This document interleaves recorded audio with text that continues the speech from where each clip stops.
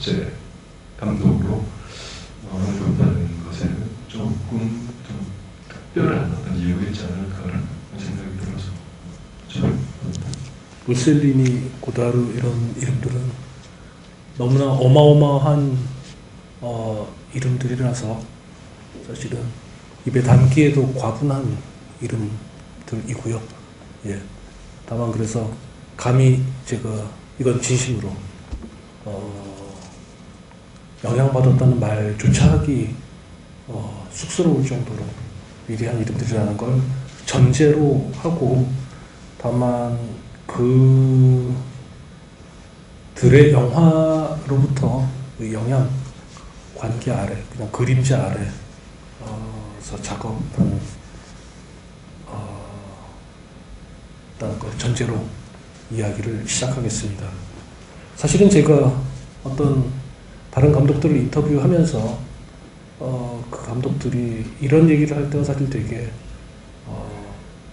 좀 민망해진다고 할까요? 그런 경우가 사실 저 자신이 느꼈기 때문이기도 합니다.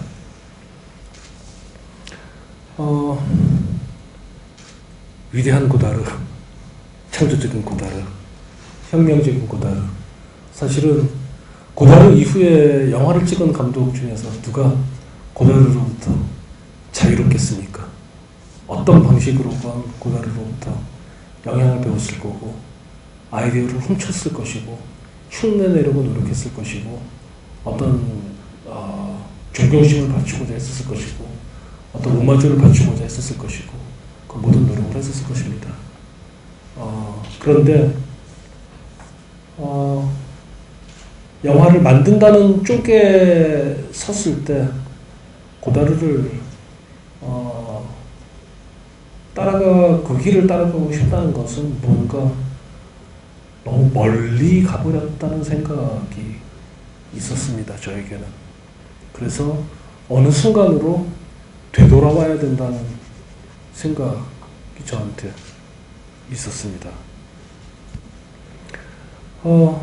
카페누아르를 찍으면서, 이 영화를 찍으면서 저의 믿음은 딱 한 가지였었습니다.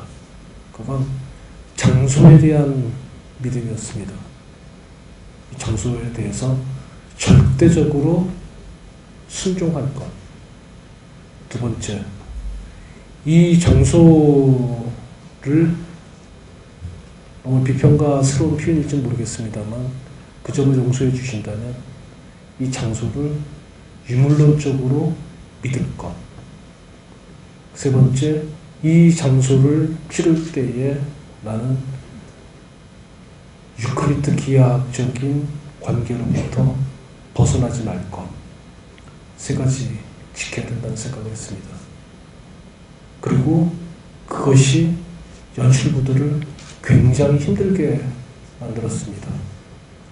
제작부도 굉장히 힘들게 만들었습니다. 그래서 현장에서 볼멘 소리도 들어야 됐었습니다. 왜 그런 방법을 택합니까? 왜 그렇게 불편하게 진행을 합니까? 한편으로는 제가 이것이 첫 번째 영화이니까 어떤 스텝은 첫 번째 영화를 찍다 보니 당신이 영화의 메커니즘을 잘 몰라서 그러는 거 아니냐 라는 반문을 취하는 사람도 있었습니다. 하지만 제가 이야기를 했습니다. 나는 지금 공간을 찍는 게 아니라 장소를 찍는 거야. 이것을 만일 이것에 동의하지 않는다면 이 현장을 떠나 주었으면 고맙겠어 라고 얘기를 했습니다. 영화가 끝날 무렵에는 제 믿음에 동의하는 사람들만이 결국 남게 되었습니다. 그래서 영화를 시작할 때와 영화를 끝날 때에 많은 스태프들이 바뀌었습니다. 하지만 물론 저도 사람인지라 찍으면서 흔들리죠. 흔들리고 또 그거에 대해서 스스로 의심하고 스스로 자책하기도 했습니다. 영화를 찍기 전에 제가 한 가지 저 자신과 약속한 게 있습니다. 일기를 쓰는 것이었습니다. 그리고 제작 첫 단계부터 쓰기 시작했습니다. 처음에는 그 일기를 한 9개월 쓰면 될 거라고 생각했습니다. 이 일기가 3년 반 동안 이어졌습니다. 중간에 진행되다 엎어지고 또 진행되고 과정들이 이어졌습니다. 하지만 진짜 일기를 쓰기 힘들었던 것은 정작 촬영이 시작된 다음부터였었습니다.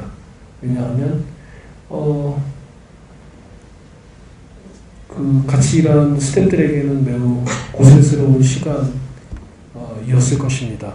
왜냐하면 어떤 날은 운 나쁘게도 34시간을 쉬지 않고 찍었던 날도 있었습니다. 쉬지 않고 찍었습니다. 정말로. 중간에 이렇게 기다렸다 또 찍는 게 아니라 이를테면은 낮에는 요조 찍고 밤에는 정유미 찍고 아침에는 김혜나 찍고 그녀들은 돌아가면서 나타나지만 찍는 쪽은 계속 찍어야 되니까 34시간 계속 간 적도 있었습니다. 겨울이 끝나가고 봄이 다가오기 시작하자 스태프들 전체가 다 초조해지기 시작했고 이 스태프들이 거리에서 영화를 찍다 보니 이게 실제로 어떻게 해결될 수 있는 화면이 아니라는 것을 알게 되어서 하여튼 완전히 봄이 시작되기 전에 끝나야 된다는 생각 때문에 그 일정에 대해서 기꺼이 동의해 주었습니다. 그러기 시작하자 일주일에 닷새에서 엿새를 찍는데 그 닷새에서 엿새가 통상적으로 24시간에서 17시간을 찍기 시작했습니다. 그렇게 찍다 보니 일기 쓸 시간에 몰리기 시작한 겁니다. 거꾸로 저는. 하지만 그래도 썼습니다. 아마도 안 그랬었으면 많은 부분 어쩌면 제 원칙을 저 스스로 잊었을지도 모를 일입니다. 하지만 그때마다 제 책상 옆에 놓여 있었던 책은 로셀리니의 나의 방법이라는 책이었습니다. 그 책이 저에게 힘을 주었습니다. 그 책의 구절들을 읽으면서 생각했습니다. 그냥 무작정 말하자면 제 방식을 택했습니다. 무작정 믿는 겁니다. 로셀리니가 그렇다면 그런 거야. 그러니까 아무 의심도 갖지 말고 그 말을 믿어. 너 따위는 상대도 안 될 만큼 위대한 예술가가 내린 결론이야. 그러니 그걸 넌 믿기만 하면 돼. 그저 쫓아가기만 하면 돼. 라는 말로 저는 쫓아가기 시작했습니다. 만일 제 책상에 고다르의 책이 놓여 있었다면 이 영화는 상당 부분 다르게 지켰을지도 모르는 일입니다. 혹은 브레손의 책이 놓여 있었다면 또 달랐을 것입니다. 혹은 탈콥스키 일기가 놓여 있었다면 또 달랐을 것입니다. 그때 저를 거의 로셀리니의 책은 구원하다시피 했습니다. 그리고 서울에서 영화를 찍으면서 그 서울의 장소들을 돌아다니면서 저는 구절을 읽고 또 읽었습니다. 그렇게 그 절대적 마음의 스승으로 삼았던 로셀리니마저 후기에 영화를 통해서 더 이상 나는 그 사유의 출구를 찾을 수 없어 라고 판단했다면 지금 2010년에 정성일 선배는 영화에서 어떤 희망을 가지고 계십니까? 어떤 출구, 생각의 출구, 사회의 출구가 있다고 보십니까? 이탈리아 여행을 찍었을 때 그 네 사람이 로셀리니와 인터뷰를 했습니다. 되게 유명한 인터뷰인데 아마 읽어보신 분들도 있으실 것입니다. 그때 자크 리베트가 로셀리니에게 질문했습니다. 감독님, 결국 네오리얼리즘은 무엇의 문제였었습니까? 라고 질문했습니다. 그때 로셀리니는 간명하게 대답했습니다. 결국 모랄의 문제지요. 도덕의 문제지요. 라고 대답을 했습니다. 그 인터뷰를 읽으면서 그 줄을 심지어 그 책을 찢어서 제 책상에 붙여놨습니다. 사실 저는 그 구절에 감동을 받으면 아예 그냥 찢어서 줄만 쳐놓으면 잊어버리잖아요. 제가 약간 치매기가 있어서 그런지 하여튼 자꾸 잊어버리게 되는데, 그래서 좋은 구절이 있으면 책을 찢어서 그냥 이렇게 붙여놓습니다. 그러면 자꾸 이렇게 보면서 생각하게 되잖아요. 저는 그 말을 세상에 대한, 영화는 결국 세상에 대한 태도의 문제, 언젠가 신의 21에서 특집을 했었을 때 정윤철 감독이 질문했었을 때 그것을 애티튜드라고 그냥 무심결에 대답을 했는데, 사실 그거를 저는 편집자께서 태도라고 바꿔주실 줄 알았는데 그냥 애티튜드 써서 굉장히 당황했습니다. 근데 그 애티튜드의 문제라고 생각을 했습니다. 그러고 난 다음에 모든 영화를 보면서 결국 묻게 되었습니다. 저는 그 영화가 얼마큼 완성도가 있는가의 문제보다도 훨씬 더 제 관심을 끄는 것은 이 영화를 만든 사람은 영화를 통해서 세상에 어떤 애티튜드를 갖고 있는 것 쪽이 훨씬 관심이 있습니다. 그리고 저는 지금도 그게 훨씬 중요한 문제라고 생각을 합니다. 그리고 그 지점 때문에 저는 어떤 감독에 대해서 굉장히 열렬하게 지지를 하거나 그가 공격받을 때 기꺼이 마치 제가 그의 가족이나 된 것처럼 방어를 하기도 하고, 혹은 온 세상이 그를 칭찬하고 있는데도 불구하고 욕먹을 각오를 하고 그 영화에 대해서 난 동의할 수 없어 라고 반대하기도 합니다. 저에게는 결국 영화의 문제는 세상에 대한 어떤 그 애티튜드의 문제라고 생각하고 있습니다.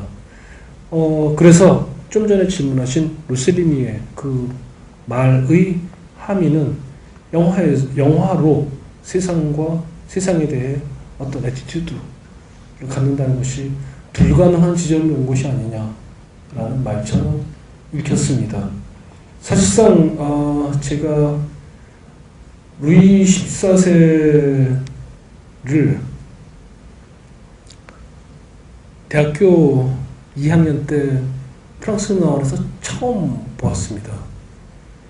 그때에는, 제가 대학교 2학년 때는 지구상에 비디오 데크라는 게 없었기 때문에, 비디오 테이프 자체가 없었기 때문에 오로지 남한에서 태어났다는 죄로 전화의 저편이나 무방비 도시를 볼 수 없었습니다. 그 영화를 보는 것은 비디오 테이프라는 것이 떠돌기 시작한 이후에나 가능했었던 일이기 때문에, 그리고 저는 한국전쟁 때 아직 태어나지 않았기 때문에 그 영화를 볼 기회가 없었습니다. 그러니까 사람마다 어떤 감독의 첫 번째 경험이라는 게 있을 겁니다. 이를테면 하문영 씨께서는 로셀리니의 최초로 보신 영화는 무엇이었나요? 저는 되게 진부하지만 무방비 도시였습니다. 예. 사실은 그렇게 보는 게 마땅하고 정상적이고 영화사의 궤적을 쫓아가는 것인데, 책으로는 무방비 도시나 전화의 저편을 읽었음에도 불구하고 로셀리니 가장 최초로 본 영화가 루이 14세의 권력 정치를 처음 봤습니다. 책에 쓰여진 로셀리니의 설명과도 전혀 달랐고 제가 이제까지 본 영화와도 전혀 달랐기 때문에, 그러니까 그 영화는 사실은 루이 14세를 현재에 찍을 수가 없는데 그 루이 14세의 궁중 그 삶을 말하자면 펼쳐놓고 정작 영화는 완전히 다큐멘터리처럼 진행하기 시작한 영화였습니다. 그 영화의 쇼크는 너무나 컸기 때문에 그 프랑스 나오는 그때 한 달에 한 번씩 프로그램을 바꿨는데 그 영화만 그 달에 6번을 본 것 같습니다. 그리고서는 로셀리니는 그 다음에 저한테 숙제처럼 남았습니다. 그리고 그 두 편의 영화, 그러니까 무방비 도시와 전화의 저편, 로셀리니 가장 중요한 두 편 영화 너무나 보고 싶었습니다. 비디오 테이프라는 것이 도착했고 그리고 제 손에 그 수중에 그 영화가 들어왔었을 때 저 완전 흥분 상태였었습니다. 하지만 그 영화는 저를 크게 실망시켰습니다. 그러고 나서는 그 굉장히 긴 시간 동안 그 영화에는 제 관심을 떠났습니다. 그랬다가 한참 후에 그것도 거의 30대 중반을 넘어선 이후에야 사람들이 다들 경멸했던 잉그리드 버그만 4부작을 볼 수 있었습니다. 저는 그 영화를 그렇게 늦게 본 게 천만다행이라고 생각했습니다. 만약 20대 때 그 영화를 봤다면 저는 그냥 지나쳤을 것입니다. 그러나 그때 본 스트롬보리, 특히 스트롬보리, 다른 사람들은 이탈리아 여행을 얘기했지만 저는 그 스트롬보리에 완전히 반했습니다. 사실은 저로서는 영화에 대해서 스트롬보리는 제 영화의 생각에 하나의 출발점 같은 역할을 하기도 했습니다. 그 영화방 시절 어쨌든 영화를 좋아하는 사람들한테 겪긴 합니다만 이분은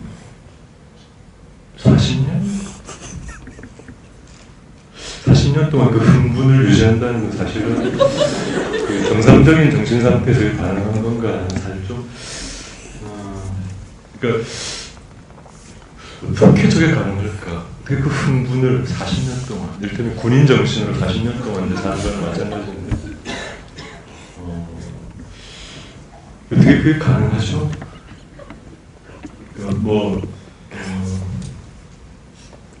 네. 네.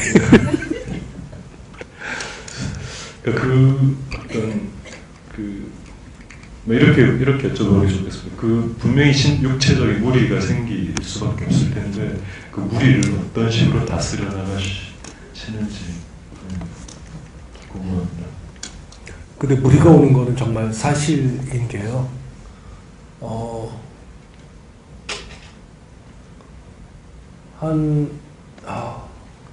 마흔이 넘었을 땐가 베니스 영화제에 갔었을 때였는데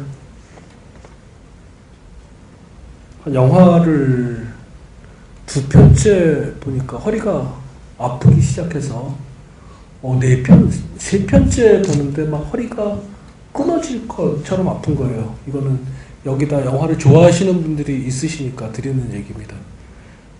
그래서 아주 정말 그냥 비유법이 아니라 그 물리적으로 막 끊어질 것처럼 아파서 그래서 돌아오자마자 이제 침 놓는 집에 갔습니다. 근데 이 사람이 이러고 보더니 당신 지금 당장 내가 안 아프게 해줄 수는 있는데 우리가 6개월 후에 또 봐야 될 거다.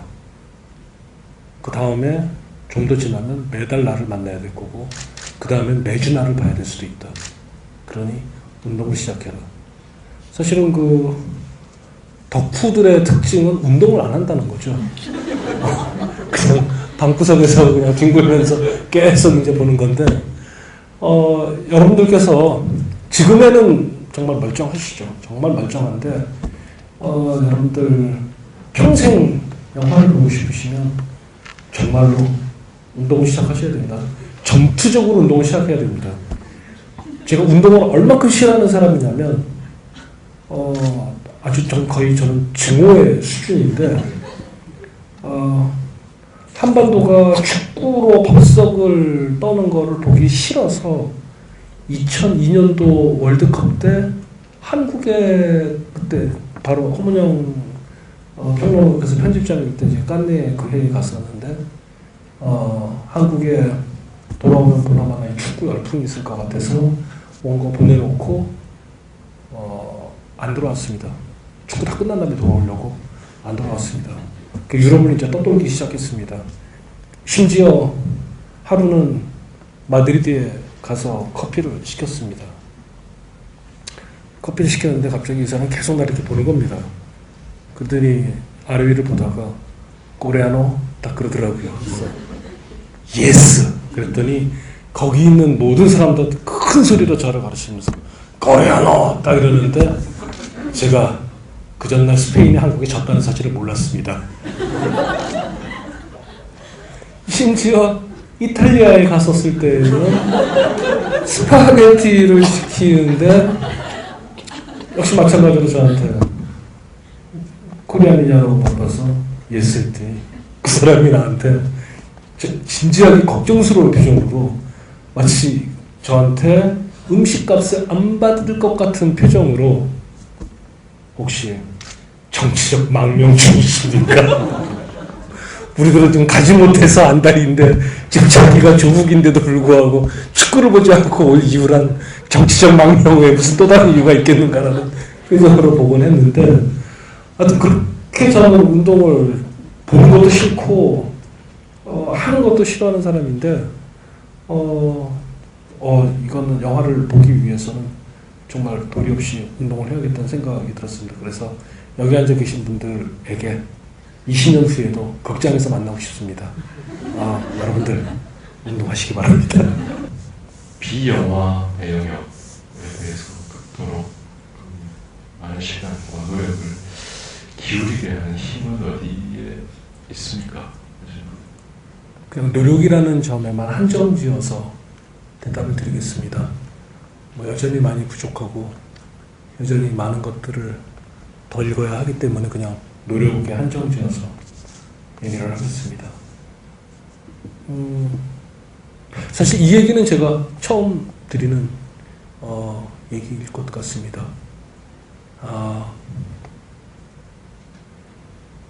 이것은 아마도 여러분들과 저의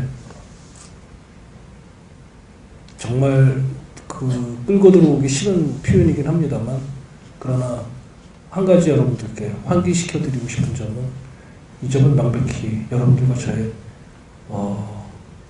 세대의 차이일 것입니다. 무슨 얘기냐면, 지금 여러분들께서는 영화가 대접받고 영화 이야기가 지식인 사회에서 이야기되어지고 지식인 카페에서 담론화되어지고 그리고 많은 지식인들이 영화의 논쟁에 기꺼이 뛰어드는 시대에 살고 계십니다. 제가 대학교에 들어갔었을 때 아마도 지금 대학교와 제가 다녔던 대학교 시절에 가장 큰 차이점은 그 당시에는 유명한 강좌가 있다고 그러면 학교의 차이에 관계없이 그 학교에 그 선생님의, 그 교수님의 강의를 들으러 다녔습니다. 저만 그런 게 아니라 많은 사람들이 그랬습니다. 장학내 소문난 강의라는 것을 쫓아다녔고 기꺼이 그 교수님의, 학교가 다른데도 불구하고 그 교수님의 방문을 두들기고 배움을 청하기도 했습니다. 그 당시에는 아마존도 없었고 한국의 신의 21과 같은 영화 전문 주간지도 당연히 없었고 심지어 번역 나와 있는 한국어로 된 영화책도 거의 없었습니다. 오죽했었으면은 제가 지금도 잊지 않는 게 고등학교 시절 종로서적에 갔는데 서점에 우연히 갔는데 고다르 전집이 꽂혀 있는 겁니다. 얼마나 이 아이가 한편으로는 놀랐겠습니까? 한국에 고다르 전집이 나온 거예요. 그래서 한 달에 그 전집이 아무리 비싸던 해서 전집을 사려고 달려가서 딱 정신 차려 봤더니 타고르 전집이었습니다.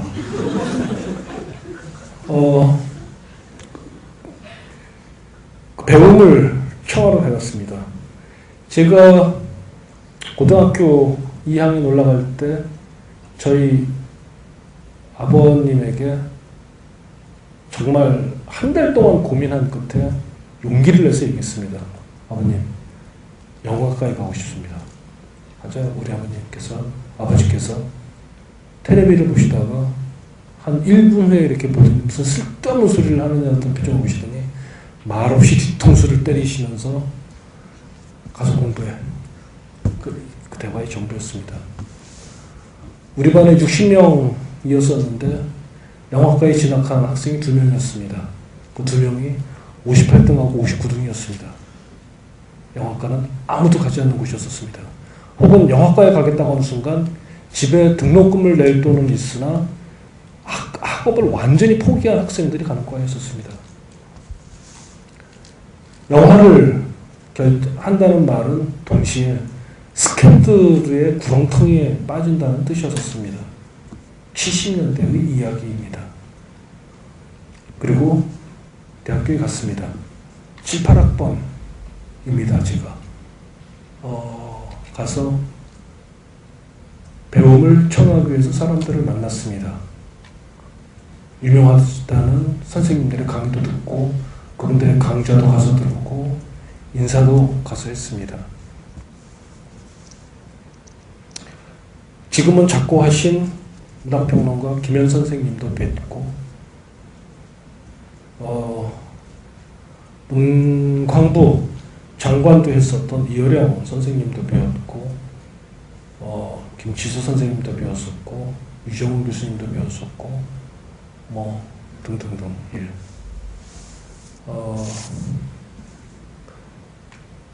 그런데 놀랍게도 제가 이런저런 질문을 하고 하다가 그런데 학생은 뭘 하고 싶은 학생인가? 라고 했었을 때 네, 저 영화를 하고 싶습니다. 할 때 단 한 번의 예외 없이 돌아온 시선은 경멸이었습니다. 단 한 번의 예외가 없었습니다. 왼쪽 끝에서 오른쪽 끝까지 그가 서 있는 정치적 스펙트럼이 관계없이 저에게 매번 돌아온 것은 그것이었습니다. 관심 바깥이 되는 것이었습니다. 그것이 영화의 자리였고 영화의 위치였었습니다.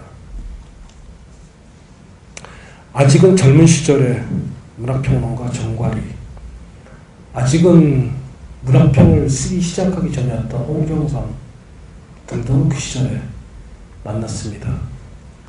문학이 뭔가 굉장한 것처럼 얘기하던 그들의 입에서 영화를 얘기할 때 거의 그 표현만 쓰지 않았지 그 쓰레기 직전까지의 얘기를 들어야 됐었습니다.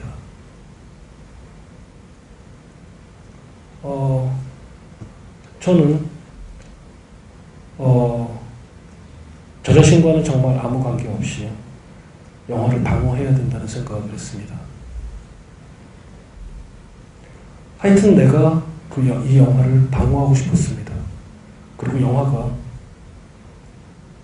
내가 단숨에 그 수준에 끌어올리지는 못하겠지만 그것으로 처음 시작을 하면 나보다 더 훌륭하고 나보다 더 지혜롭고 나보다 더 명민하고 나보다 더 통찰력 있는 그 후배들이 더 좋은 글을 쓸 거라는 생각을 했고, 그래서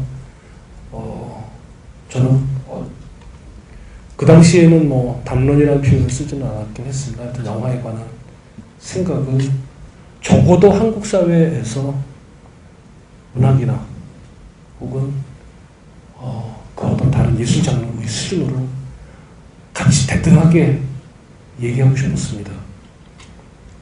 자, 문학평론이라는 것이 그 수준이라면 영화평론을 그 수준으로 끌어올리고 싶어라는 정말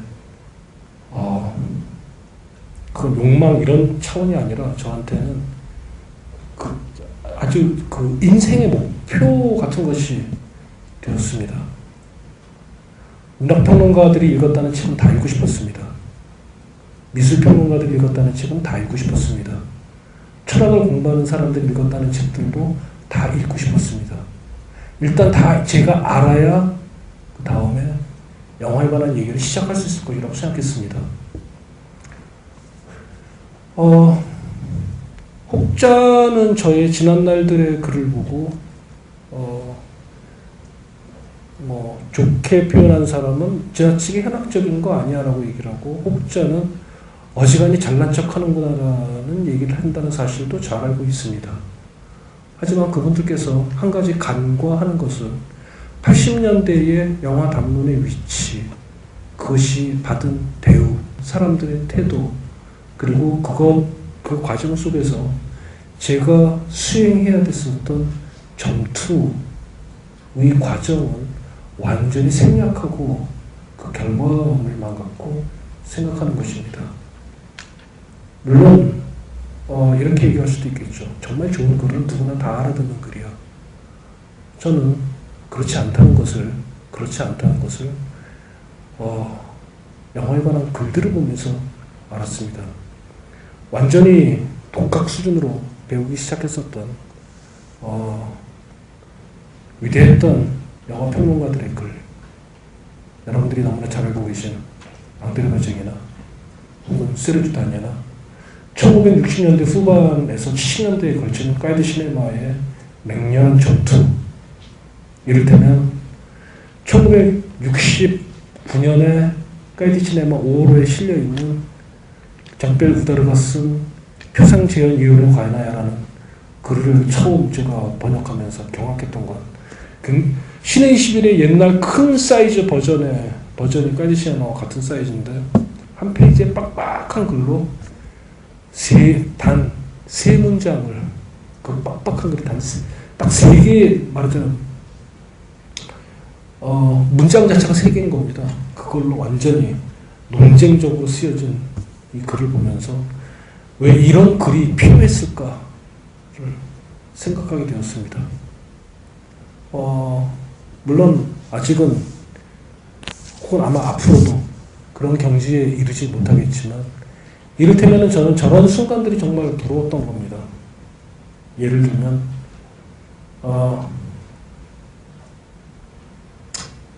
영화평론가 세르주 다니가 영화에 대한 강의를 했습니다. 3개월짜리 강의를 했습니다. 그때 그 강의를 들으러 온 사람 중에 한 사람이 들려집니다. 모르면 와서 들어야죠. 자기가 아무리 철학으로 많은 업적을 쌓았다 할지라도 철학자가 모든 분야를 다 할 수 있는 건 아니니까 그때 기꺼이 다니엘의 강의를 들으러 왔습니다. 영화평론가의 강의에 저는 정말로 그 누군가가 강의를 할 때에 이를테면 한국 사회에서 기꺼이 그 강좌를 한국의 철학을 공부하는 교수들이 하여튼 누군가를 거명하는 것은 별 의미가 없을 것 같습니다. 하여튼 문학평론가들이 기꺼이 와서 그 강의를 경청하게 만드는, 그 수준에 제가 이르지는 못하겠지만 그러나 적어도 그 계단 중에 하나가 되면 그 다음에 누군가가 또 그 다음 계단을 만들어주고 그 다음 사람이 또 계단을 만들어주지 않겠냐 생각을 저는 했던 겁니다. 그때 제가 마음속에 있었던 생각은 이런 것이었습니다. 많은 사람들이 종종 내가 뭘 해야지 이런 생각을 합니다. 저는 처음부터 그 생각을 버린 사람입니다.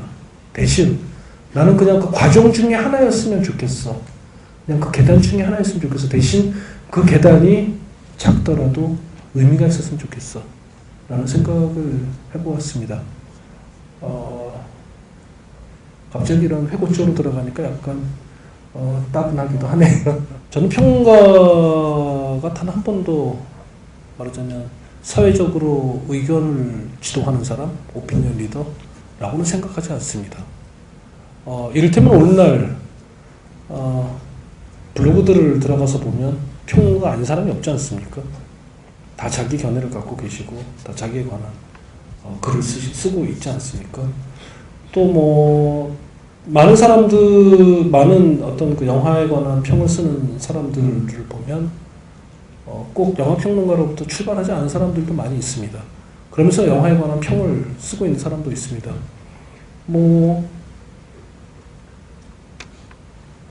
있습니다.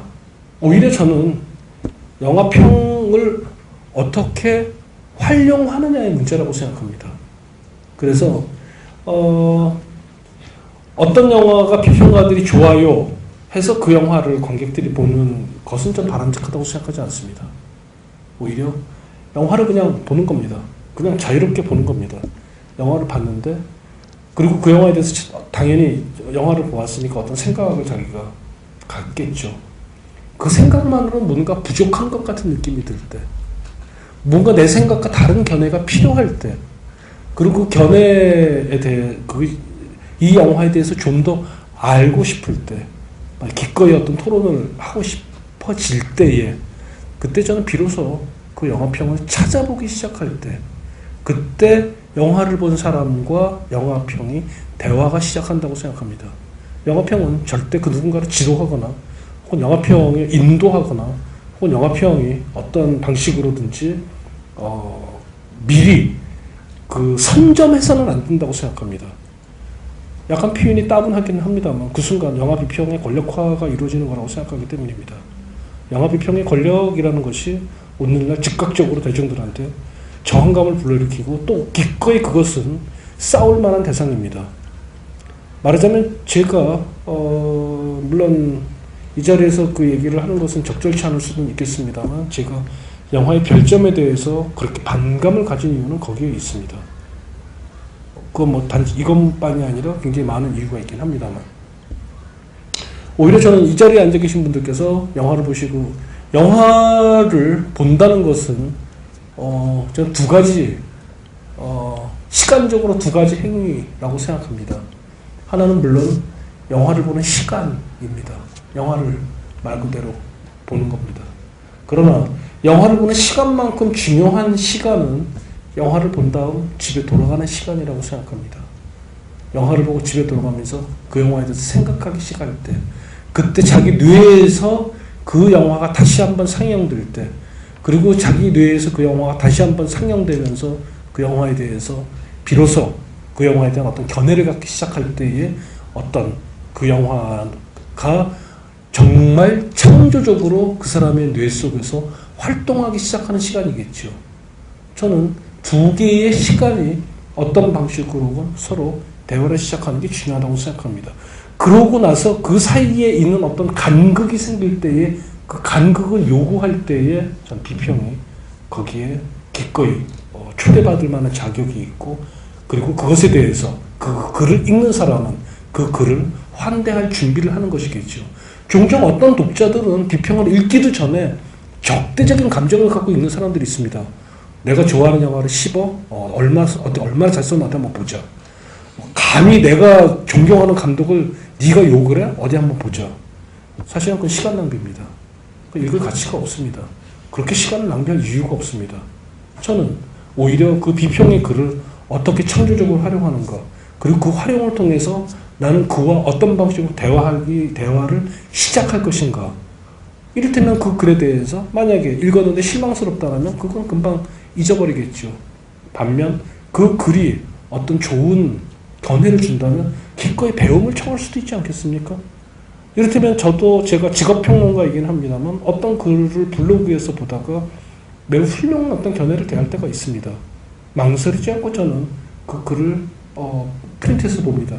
허문영 평론가에 대해서 제가 종종 이 사람의 인격에 대해서 가끔 존경할 만하다는 생각이 들 때에는 영화 비평을 쓸 때에 프로페셔널한 이 영화 비평가가 기꺼이 이름 모르는 어떤 블로거의 글을 자기 비평에 인용할 때입니다.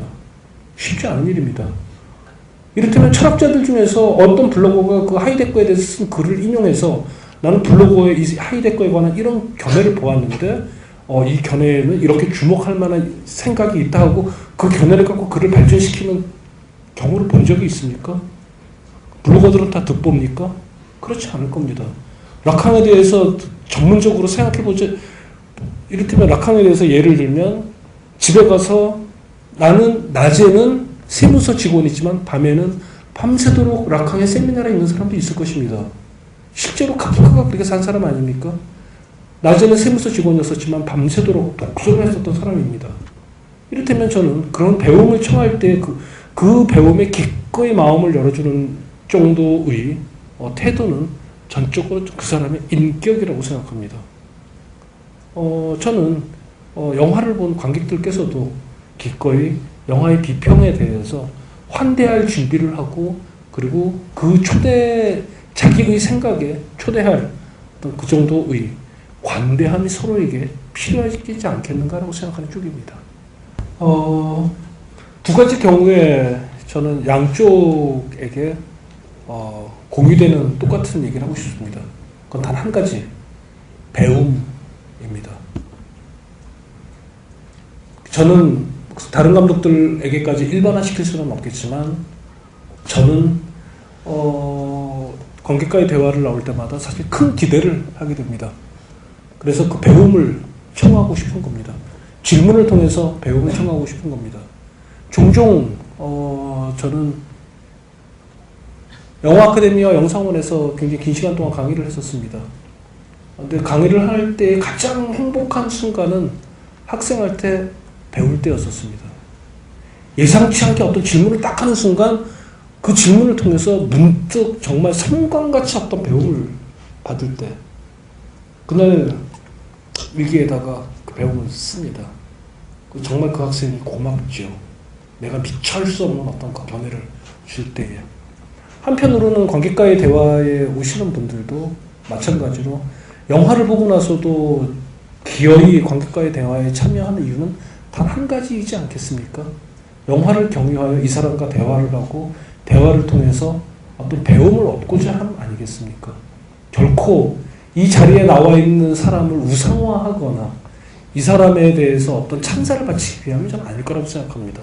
오로지 단 한 가지, 서로의 대화를 통해서 배움을 구할 수 있다는. 그래서 그것이 종종 어떤 경우에는 삶에서 굉장히 중요한 좌표 같은 역할을 해주고 힘이 되어주지 않습니까? 저는 긴 시간 동안 어떤 그런 힘, 이를테면 제가 영화에 관해서 읽은 어떤 책들보다도 종종 인터뷰를 통해서 그 감독의 말로부터 큰 힘을 얻고 배움을 구할 때가 많습니다. 전형극장을 쓰다가 신의 산책으로 바꾸자고 이야기를 했었을 때에 이를테면은 글쎄요, 일반화시킬 수는 없겠습니다만 허문영 평론가께서의 입장은 제가 저와 같이 얘기할 수는 없겠고 또 다른 입장이시겠지만 저에게는 전형극장의 평을 쓰면서 뭔가 제자리를 맴돈다는 느낌이 좀 들었습니다. 영화는 다르지만 뭔가 같은 작업을 계속하고 있다는 느낌이랄까요? 제가 제일 괴로울 때가 언제냐면 이렇게 뭔가 사다리를 타고 올라간다는 느낌이 들지 않을 때입니다. 그냥 그 자리에 계속 돌 때 거의 미쳐버릴 것 같은 지경이 돼버립니다. 같은 일을 반복하고 있다는 느낌이 들 때. 바로 그런 느낌이었을 때 정확하게 저는 키노를 떠났습니다. 계속 내가 하면 키노도 망가지지만 나도 망가질 거라는 생각이 든 겁니다. 한편으로는 제일 기쁜 순간이 다른 어떤 누가 느끼지 못하더라도 나 자신이 내가 뭔가 좀 나은 글을 쓰게 되었구나. 뭔가 이렇게 사다리를 지금 올라갔구나. 한 칸이라도 올라갔구나라는 순간이었었습니다. 그때 전형극장보다 저에게 더 긴급하게 필요했던 것은 말하자면 배움이었습니다. 배움은 결국 다른 사람을 통해서 훔쳐낼 방법밖에 없는 겁니다.